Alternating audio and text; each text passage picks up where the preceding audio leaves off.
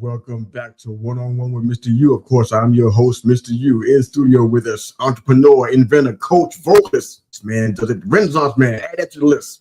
David Asker's in the house. David, how you doing? Man, I'm glad to be here. Thanks for having me. Same here, man. You do so much, man. I hope you have enough time to get into all that you do, but your story is so interesting, man. I think our listeners would love to hear about it. If you are watching and listening for the first time, you know how we do this. We're actually live right now. So on our YouTube channel, youtube.com @ They Call Me Mr. U, and of course, all of our listening platforms. We're having this episode locked and loaded within the next 60 minutes. So you can find this show if you want to go back for reference. But of course, we have all David's information at the end of the show. So you can contact him, ask questions, give him some encouragement, be a client, however you want to roll. We got that covered for the end of the show. So let's get into it, man. So customarily, we always ask all of our guests to come in and talk about their childhood, man, your upbringing. How'd you get from there to here, man? Man, I love it. I like the, I mean, just in general, the power of story, right? We've got so much in us that isn't, obviously natural wiring, right? This hard wiring stuff going on. But then we also have a story that really informs, so much about how we view the world and ourselves and everybody around us. And I grew up in a little town in Minnesota called Glenwood. In fact, I was just back up there a few weeks ago. And it's a town with one stoplight and about 2,500 people. And wow. It's a beautiful community. They have a lake it's called Lake Minnewaska, and it's 9 miles long and 3 miles wide. And on one end is the town that I grew up in, Glenwood, and the other is on the other end of the lake is a small town called Starbuck, and it's a bunch of Norwegians and Swedes and the kind of the typical Minnesota heritage. A lot of Scandinavians up there, and so anyway, what's neat about my childhood, it's fascinating that little town attracted so many creatives, and I mean everything from industry to music. In fact, back in the day, everybody from Frank Sinatra to Bing Crosby and all kinds of folks on that level would come to my little town and vacation there. Okay. And so we have this place that it burned down about 20 years ago. They built a new one in its place, but it's called the Lakeside Ballroom. And in that ballroom, there are photographs of all these musical legends that came to my little hometown to vacation and play some golf and fish and the whole 9 yards. And so it's fascinating the musical heritage that I grew up with, and it really carries on into today. And there's so many people that have done very well, in music and incorporated that into their lives. And of course, I'm one of them. I moved to Nashville, Tennessee right after high school and ended up going to college. Yeah. A big culture shock going from the north to the south, a little teeny town to a pretty big city. I mean, Nashville is not, New York or anything, but it's a big city. And, but I've been here for a long time and I love it. And it has afforded some really great opportunities. Oh, it sounds like, man, that's the music capital, man. Everybody seems to be going there, man. But I totally get the whole North and South thing, because that's basically my life story. Yeah. I don't think I'm adjusted to it yet, to be real about it. I think I'm still trying to figure it out, and it's been a long time since I've been down here. Still can't figure it out. But it's all good though. But I'd love to hear more about what you're doing. You're doing a lot of different things. When I talk to people, I always kind of weave in discussion about purpose, because I just kind of feel like it's part of the course. It's why we do what we do and why we don't do what we should be doing. It's the reason why. Tell me about Guardians of Grit. What's happening there? Because it sounds like it's a powerful movement. What's happening with Guardians of Grit? And it is, and I thanks for bringing that up. What's that? It's a good fantasy football name too. I think I like it. The Guardians of Grit. Okay. Yeah. Thank you. So there's a friend of mine in Michigan. He's kind of he runs a company called Strategy Simple, their marketing agency, and he actually came up with the name. So the genesis of this, well, twofold, is I'm really, really passionate about dads. I'll jump into the deep end of the pool here. So if you there are a few things we're never, ever, going to hear somebody say in this life, right? Like, for instance, gee, I wish I couldn't play the piano, or play the guitar or something like that. Gee, I wish I didn't finish my college degree, right? Or gee, how about this?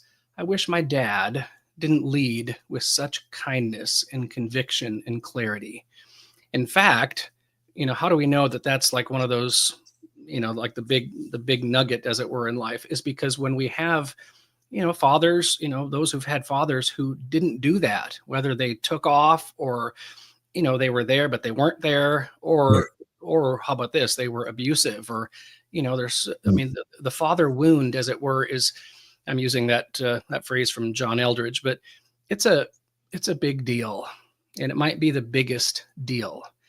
And so when men lead and love with kindness, conviction, and clarity, everybody wins. But guess what? When men don't, everybody loses. No doubt. And you can trace every single problem in our society back to men faltering. So I am not only just really passionate about, just men in general, but, fatherhood is just, it can be, the most beautiful, powerful, wonderful thing in life, right? What would it look like for every son, every young man, to have a dad, holding up a mirror to him and saying, hey, do you see what I see? Hey, my son's name is Parker. Hey, Parker, you are made of awesome. And then you start, to start mining for gold, because, we were born, of course, with a retina that's different, a fingerprint that's different. And our very souls are so different than, our siblings growing up, and we're very hardwired.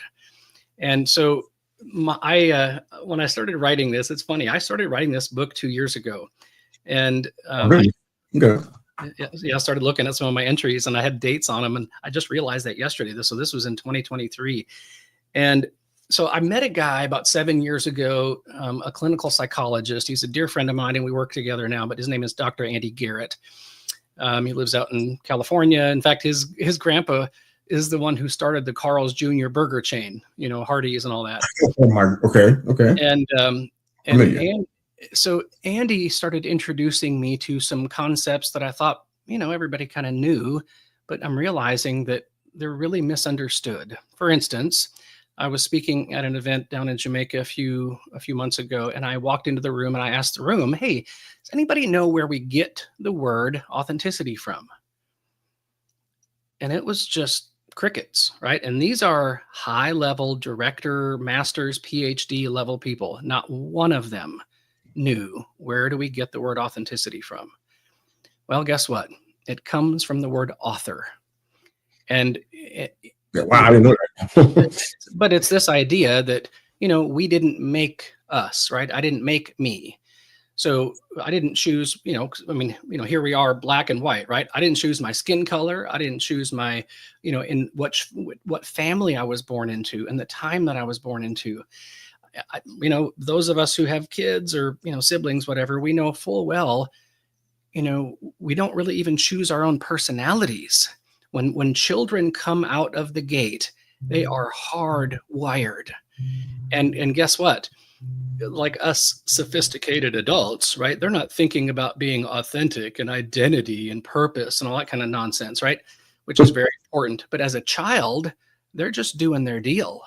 What makes them laugh or cry or the various things that they're drawn to versus their siblings are so different. And you can sense their little spirit when they're, just weeks and months old, let alone 2, 3, 4, 5 years old. Well, what happens then? Why does everything go haywire? It's because twofold. We live in a broken world. There's no getting around it. There's a lot of stuff in this world that is just, I don't want to go too deepy here, but it's warped. It's broken. And when a young person gets insulted, right, or they get hurt, they get marginalized, they get teased, they get even just a bad look from somebody, right? Well, what happens? They start to question all of that beauty inside of them. And then they try to start fitting in and playing a role. And if I do and say these types of things, I get applause, and attaboys. But if I do these types of things, I get laughed at and that kind of stuff. So instead of just kind of rolling, you start to, find pathways, as it were, that work. And so I remember talking to Dr. Andy about this, and he uses a lot of clinical language. One of those terms is self-actualization. So when you're in your teenage years and you're pushing the boundaries with your parents, all that's very normal. You're starting to define, where do I start and end, and where do they start and end? And what are the things that I believe about myself and everything else in this world? And you start testing those boundaries. You once in a while you bump into reality pretty hard, but you start to figure out, who am I? What's my purpose? What do I love? But most people don't have a framework for that. They weren't, we talk about raising kids, right? Well, what does that really mean? You're causing them to rise into and unto their unique purpose, that causes the human flourishing of those around them.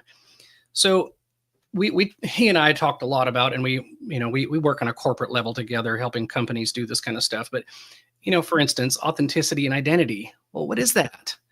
Well, how about this? This is a way to simplify it. Identity, kind of assumes the word identify. So when you start to identify, right, you write down the things that make you unique. Well, how do you get there? Well, someone has to ask you the right questions in the right progression so that what really rises to the top, for you. And I'll give you an example. For instance, we talk about core values, right? And that's kind of a popular assessment or test you can take. What are your core values? Well, here's the fascinating thing. I think in the English language, there's 80 or so core values. But if you and I were to do a core values assessment right now, and then we were to narrow down those 80 to 50 to 30, to 10 to 5, and then we put those things in order, our core values will be different, those things that rise to the top. Well, you start asking questions like, well, your convictions, what do you believe is right and wrong? That's a different from a value. What about virtues? What about this idea of this dent in the universe kind of thing, right? What type of an impact do I want to have on you or my wife and kids or somebody at the grocery store, and beyond? Well, that's a different answer for everybody. So then you start drilling into things like goosebumps. And by the way, I say this almost every time I'm doing an interview like this. I got it from a Nissan commercial. What is it that gives your goosebumps? And it's that idea that what is it that puts that lump in your throat or causes the hair on the back of your neck to stand up, and in such a beautiful and powerful way? Well, that's different for everybody. There's overlap, of course, but then you ask the question. My buddy Quentin Hafner wrote a book called Go Next Level, and he asks some questions in there that are rather elementary, but yet really profound. For instance, what is it that breaks your heart? What unique problem do you want to solve in this world? What is it that lights you up? Well, so what is the guardians of grit? Well, guess what? Grit is this idea of doing something over a long period of time because, what's on the other side of the hill, as it were, is worth fighting for. Well, what does that really mean? It's like, if I want to build a beautiful life for myself and for those that I love, you better have some staying power, right? You better have some grit. Well, here's the kind of the curveball or linchpin in all of this.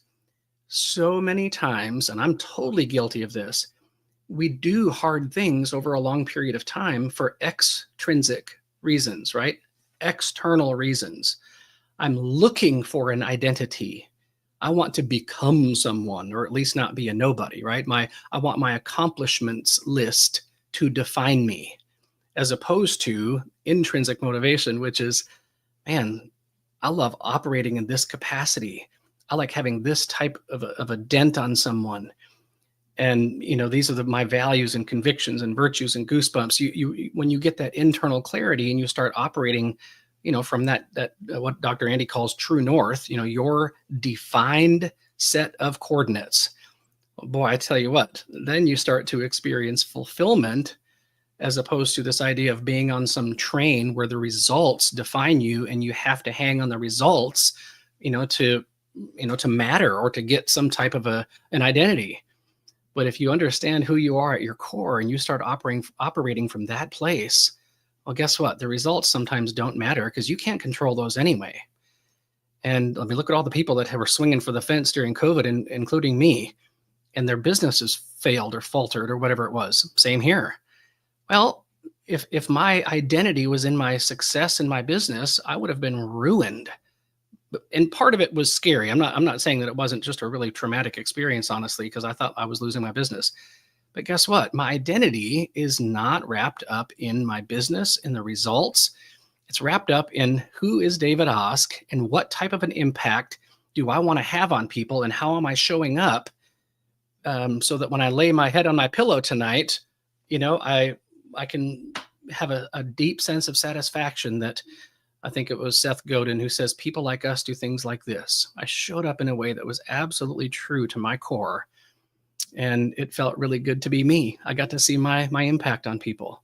And my purpose was expressed in a really unique way. So Guardians of Grit dives into all of that, deep into the pool kind of stuff. And then we realized too that many, many men, maybe most, have no framework for this, let alone what does it look like to just have a conversation with my son so that I'm not into fix-it mode. Like he knows that I just want to be with him. I just love him. I want to know what lights him up and hey, let's do this together. And so the book is really a little bit of a handbook on how to create a very beautiful, wonderful, curious type of a relationship with your son, as well as the precursor to all of that, doing that with and for yourself, because you cannot give away something you don't have. Yes. We're almost out of time. I don't have a lot of room for a lot of questions at this point. So I'll just direct people to your businesses and everything. In regards to self-awareness, I'd love to hear your thoughts on that, because I feel like that's the area where I feel like we just miss it. We're not aware of, we're not tuned into what season we're supposed to be in right now. We kind of just doing our own thing and kind of plowing through this life, and we're not realizing that, there's opportunities here that's going to grow us along the journey. So I'd love to hear your thoughts about self-awareness. You talked about a lot of things that are really close to my heart that we won't have time to get into those at all. But just tell me about self-awareness and why you think it's a good place to kind of So how about this? I often say never start with why. So, Simon Sinek wrote a marvelous book, by the way, start with why. Well, I'm being a little funny here. Never start with why. Okay. Start with who. Why is that important? Well, guess what? If you've not self-actualized and done all of those things to be self-aware, like what does someone like me love? What lights me up? What type of a dent do I want to have, right? That's the self-awareness piece. It's identifying, right, your identity, writing those things down, and getting really crystal clear on who you are. That's self-awareness. But guess what? If you start with why, your why might be somebody else's. Your why might be your dad's or your brother's or somebody you admire, your mentor, pastor, whoever. It might be a good one, by the way. But if you have not assigned personal meaning to it, guess what? You're never going to experience fulfillment, and you're probably going to run out of gas, and you're probably going to self-sabotage. But if you find out those things that are absolutely core to who you are, which is self-awareness, oh boy, then you've got a fuel that is pretty clean. Oh, I love that. I love that. It's really good.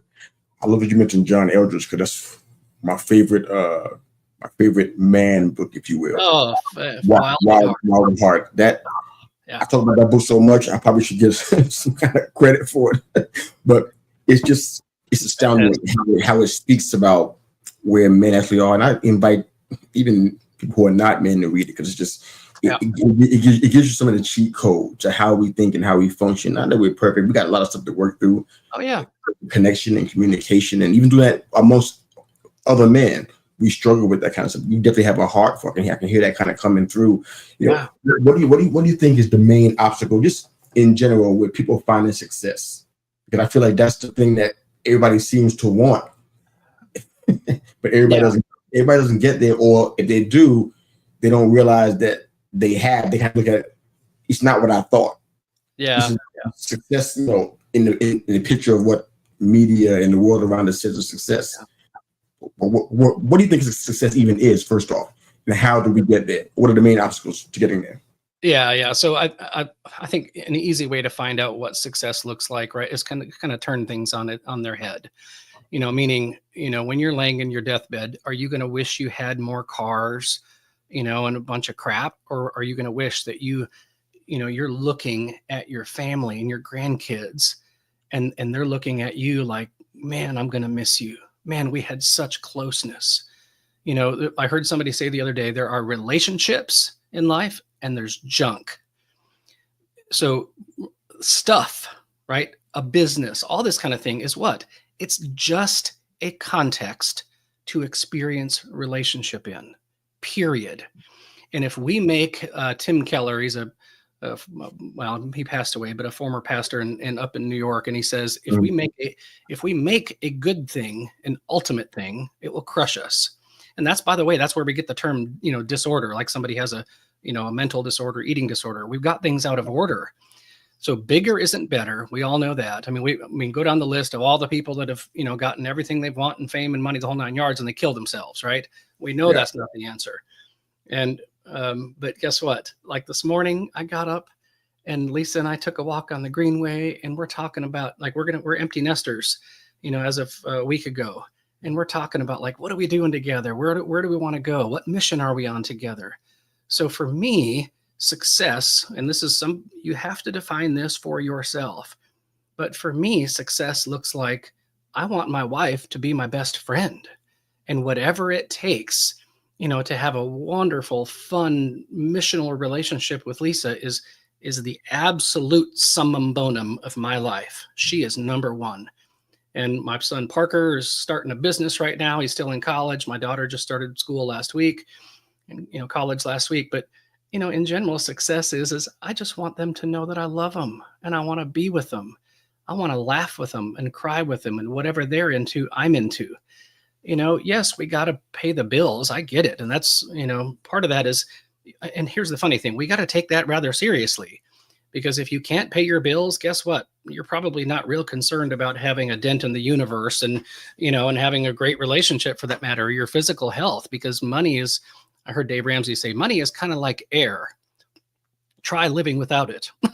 So, but I think that we can, if someone asks us the right questions and the right progression, with a bunch of bumps in the road and making stupid mistakes, it's, when we realize that relationships, man, are just, absolutely the pinnacle of life, to love and to be loved, right? Our greatest fear is to be fully known and rejected. Our greatest need is to be fully known and celebrated. And that's my mission in life. It's to hold up a mirror to everybody around me and to say, do you realize that you're made of awesome? And the other stuff will take care of itself. But let's focus on your strengths and your virtues and all the little fun picadillos that God put in you, so that you can throw your head back and run, as opposed to white knuckling life, trying to invent an identity, which I've done, by the way. It's exhausting. And, I think it's all about purpose. What were you created to do uniquely? It's always about people. And if you can keep those two things, front and center, boy, the rest of it will take care of itself. I love it.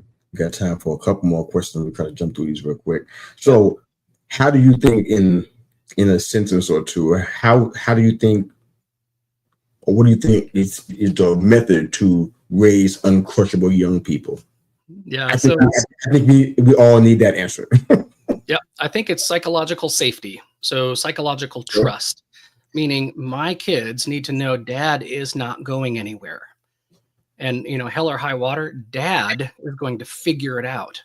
Dad is going, if he doesn't know how to do it, he's the first one to say, I'm sorry, and I don't know, but guess what? I'm going to lead this ship in a way that creates the most beautiful, powerful, wonderful, open, psychologically safe atmosphere I possibly can. Well, what does that mean then? You surround yourself with people who can help you, and read books and listen to podcasts and go through some courses to help facilitate some of that stuff, so that you have radical clarity on who you are, so that people like us do things like this.